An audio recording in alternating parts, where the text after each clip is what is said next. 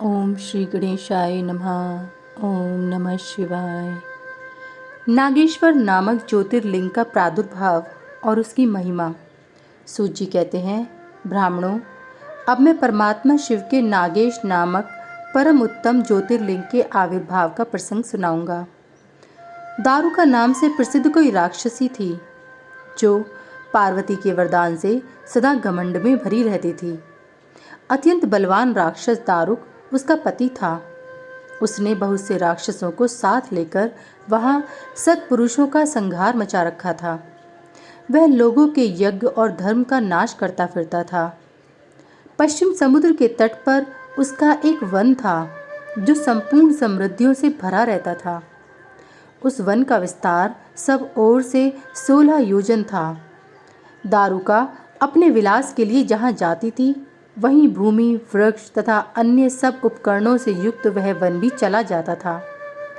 देवी पार्वती ने उसे वन की देखरेख का भार दारुका को सौंप दिया। दारुका अपने पति के साथ इच्छा अनुसार उसमें विचरण करती थी। राक्षस दारुक अपनी पत्नी दारुका के साथ वहां रहकर सबको भय देता था। उससे पीड़ित हुई प्रजा ने महर्षि औरव की शरण में जाकर उनको अपना दुख सुनाया और अपने शरणागतों की रक्षा के लिए राक्षसों को यह शाप दे दिया कि ये राक्षस यदि पृथ्वी पर प्राणियों की हिंसा या यज्ञों का विध्वंस करेंगे तो उसी समय अपने प्राणों से हाथ धो बैठेंगे। देवताओं ने जब ये बात सुनी तब उन्होंने दुराचारी राक्षसों पर चढ़ाई कर दी। राक्षस घबराए। यदि वे लड़ाई में देवताओं को मारते तो मुनि के शाप से स्वयं मर जाते हैं और यदि नहीं मारते तो पराजित होकर भूखे मर जाते हैं। उस अवस्था में राक्षसी दारुका ने कहा कि मैं भवानी के वरदान से इस सारे वन को जहाँ चाहूँ ले जा सकती हूँ। यों कहकर वह समस्त वन को ज्यों का त्यों ले जाकर समुद्र में जा बसी।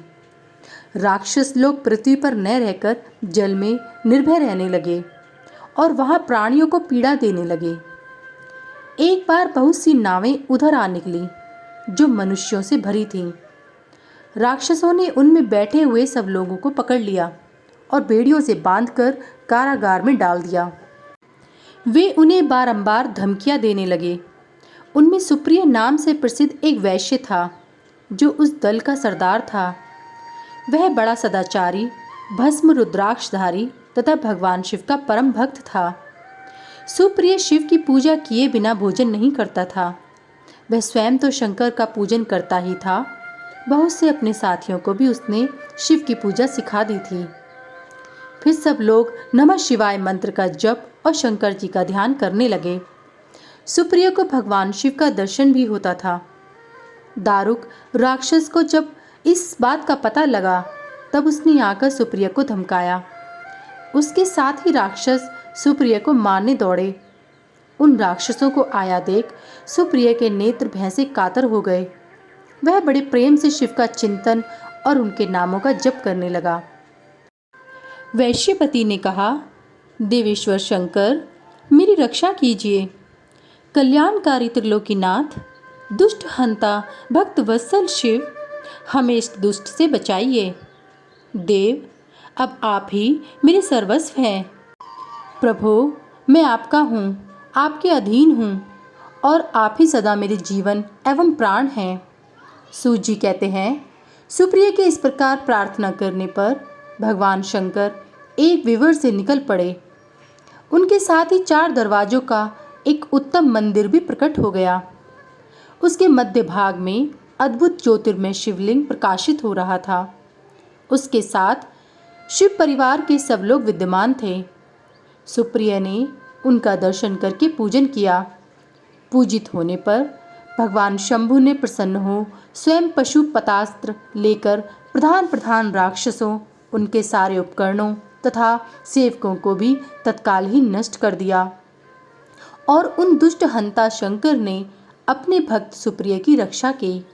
तत्पश्चात अद्भुत लीला करने वाले और लीला से ही शरीर धारण करने वाले शंभु ने उस वन को यह वर दिया कि आज से इस वन में सदा ब्राह्मण, क्षत्रिय, वैश्य और शूद्र, इन चारों वर्णों के धर्मों का पालन हो।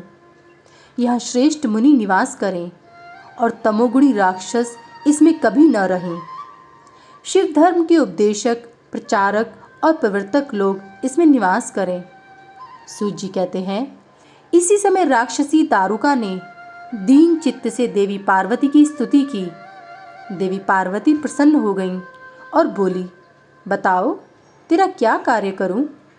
उसने कहा, मेरे वंश की रक्षा कीजिए।